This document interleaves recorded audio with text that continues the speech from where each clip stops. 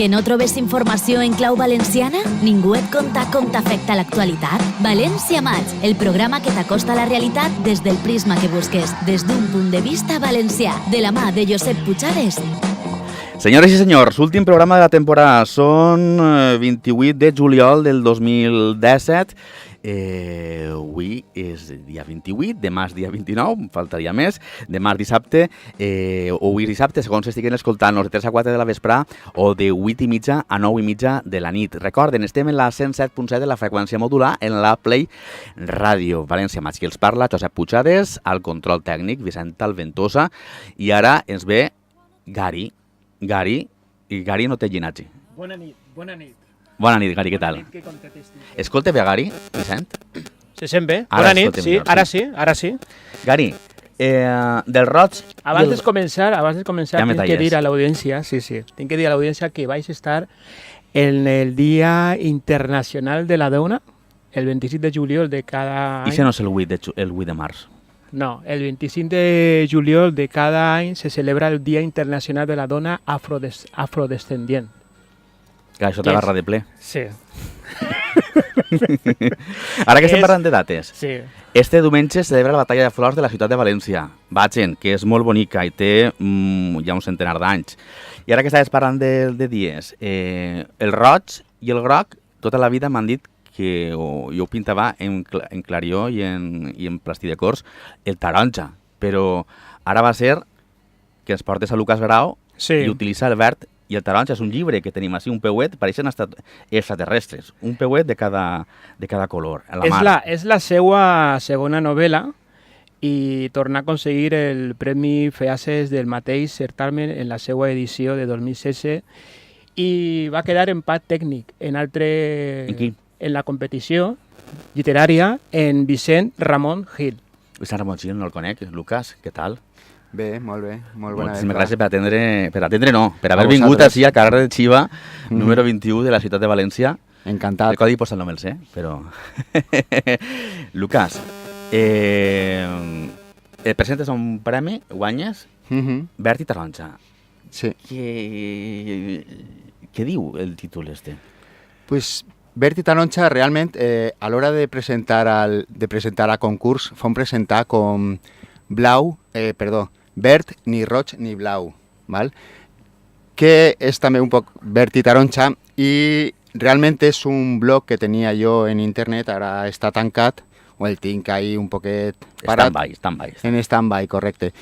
I tot és començar un poquet per ahí, pel blog, i el blog, els personatges del blog foren convertir-se... Però de què va? Què és això? Són pensaments teus que poses? És una historieta? És un poquet un pensament no tant polític com social, d'una nova forma de veure les coses o una forma de veure les coses Com per exemple? no tan radical. Pense que estem sempre instal·lats en el blau i en el roig. I A veure, en el blau i en el roig de què ens... parla a de nivell dretes, esquerres? sociopolític, sí. Però realment el llibre no té res que veure en política. Val? Únicament que a l'hora de començar el blog, quan obrí el blog, me paregué bé el títol de Verd i Taronja i a partir d'ahí ha sorgit un poquet després la novel·la. I de què va el contingut? El contingut, realment el llibre és un poc un homenatge a tots els... sobretot a la figura de Joan Esteve, però en general a tots els impressors i als escriptors valencians del segle d'or, quan es comença l'impremta en València en 1400. Que recorden que el primer llibre que es va imprimir va ser així, en la ciutat de València, l'Ors de la Verge Maria. Sí. Va ser així. Sí. Val? Que conste, continua. Hi Sí, ha un sí. apunte de cultura. Bueno, de fet, el llibre es comença, la primera pàgina es comença ja, diguem, el dia d'aquesta presentació. No vull donar moltes senyes sobre més coses sobre el contingut, Home, però digues alguna cosa, que Sí, si no la bueno, gent sí. en verd i taronja no le trau per a llegir. Ja, bé, pues, és una història en la que, diguem que està en dos històries. Arranca la història en el segle XV, en 1474 aproximadament, coincidint en la presentació del llibre que has dit, que no recordo trobes llavors de la Verge Maria. En l'Hora de la Verge Maria. I bé, es comença ahir una història que després té el seu final en el segle XXI, després d'imagina de moltíssimes històries que passen, i diguem que són dues històries que se van desenrotllant de manera diferent en cadascú d'estos sigles i tenen un final, diguem, per dir-ho d'alguna manera, que se junta tot. I quin és el fil conductor? Perquè passar uns quants segles, clar, Sí. no pot ser una persona. Sí, home, hi ha un fil conductor que és un llibre que se troba en una biblioteca en la Universitat de Santiago de Chile. Tu veus com sí que pots contar cosetes interessants. Sí, sí, clar. Tenim que constatar també que ell abans no parlava, mai ha parlat del valencià. Explica't això, perquè, clar, és un home que ha estudiat, que s'ha preparat i... Home, per exemple, el meu fill té 9 anys, quan neixqué mon fill jo no parlava valencià. I tot es començava un poquet, conté la història així un poquet ràpida, tot començava, la meva dona és nascuda en l'Havana i estant ahir de vacacions, en el xiquet ja de 8 mesos, el meu cunyat, que és professor d'història en la Universitat de l'Havana, tingué un comentari així un poquet, diguem, despectiu cap a la llengua valenciana, dient que si no era una llengua, no sé què, i me digué que ell no podia considerar que fora una llengua perquè no tenia una literatura pròpia. A partir d'aquest moment, jo realment no... I era professor d'història. Sí. Realment jo no coneixia, en aquest moment jo no coneixia ni la història de València, ni de la seva literatura, ni res. I al tornar a València, jo en aquest moment me quedé un poquet així callat i tal, i ja... Te van fer zasca. Sí, realment sí.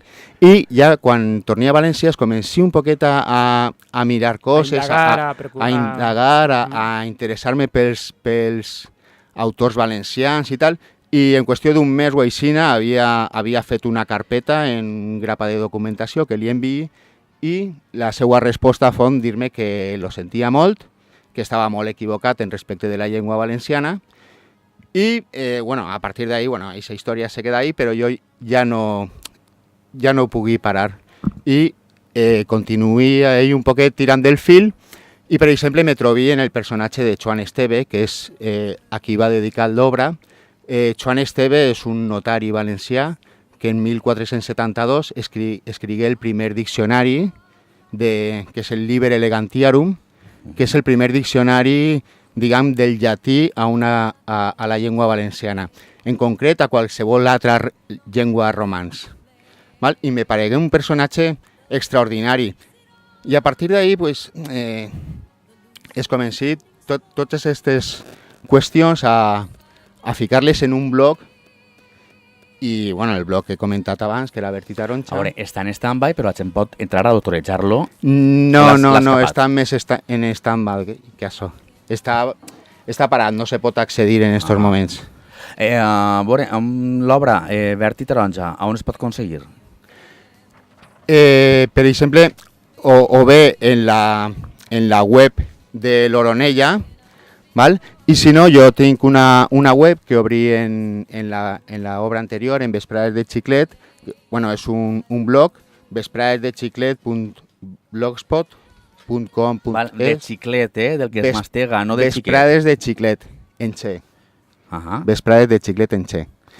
I ahí està també tot el llistat de llibreries on se pot aconseguir. El preu, això és interessant. El preu, Vesprades de Xiclet, de què va? Ja que estem ahí... A veure, és que, clar, la seva història, no? Jo quan es comença en el blog, al temps, diguem que un poquet per vergonya, per por escènica, jo el que fou crear uns personatges que eren ells els que redactaven els artículs, de tal forma que Berti Taronja se convertia com si fos una col·laboració entre diferents personatges. I d'alguna manera estos personatges anaren prenent cos, prenent cos no, però anaren apoderant-se de l'idea i es comencia a escriure Berti Taronja. Però Berti Taronja té molta documentació, parla de molts autors... És històric. Sí, se pot dir que sí. Novel·la històrica. Sí. Hi ha molts personatges històrics, conta una història... Jo els convide, per a que vostès entenguen el que està dient Lucas, a que compren vesprades de xiclet. Me recorda el xiclet que era de Boomer, era això que era llarg, rosa, que estava més bo. I després Verd i Taronja, és de l'editorial L'Oronella, que també podem buscar-la per internet, o si no, a través de Foment de les Lletres Valencianes.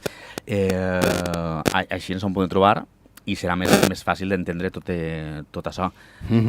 Més obres que tingues en ment, alguna cosa més? Perquè els creadors sempre esteu ahí cavilant. Té en ment una tercera part, una tercera novel·la, no? Sí, realment, el que t'estava contant, Verd i Taronja, arriba un moment que he de parar-la perquè ja se m'havia apoderat i es comencien vesprades de xiclet. Molts personatges d'una estan en l'altra, per lo que no se pot dir... És a dir, per entendre, una cal... No. Les dos se poden entendre per separat, Clar. però les dos coincidixen en personatges, en certa manera coincidixen en el temps, en l'entorn que és València ciutat, i en algunes excepcions, però això.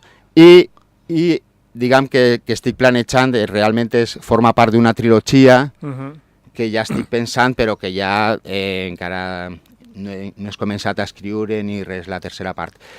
I dic que és una trilogia perquè realment no és primera part, segona part i tercera part, són 3 històries que se poden veure totalment de manera per separat, però que a la vegada formen part d'una estructura que m'he muntat jo d'alguna forma. Els creadors i els autors i els escriptors sempre té la fantasia i és bona que... Alguns personatges s'interrelacionen, per exemple, un personatge de la primera part apareix molt en la tercera part, se van internacionant els personatges, això és molt interessant. Eres nou per així en el tema del valencianisme escrit? Sí, relativament, sí. Perquè no conec, per això. És difícil imprimir i treure llibres en valencià. Home, jo he tingut molta sort. Considero que sóc un tio molt afortunat perquè quan vaig presentar... Quants títols guanyares en el Piló? Perquè és un premi. Home, està ahí el premi, se pot veure per internet. És transparent, És un dels millors premis que hi ha actualment, el premi del Piló. Sí, jo penso que sí. O el millor, no? Quants eren? Crec que 1.800. 1.800, sí. Els florals estan per 1.000 i pico. I sobretot per a mi l'edició, no? Que t'imprimisquen l'obra i que l'obra... Per a mi és el més important. Lucas, hem de deixar-te així. Moltíssimes gràcies per vindre així a Play Ràdio, a València Mats, Gary. Bona nit, amic. Ves en compte en el sol. Mos vegem en setembre? Si Déu vol, i si qui paga mana, així vale. Estarem en setembre. Vicent Alventosa, moltíssimes gràcies per estar al control tècnic.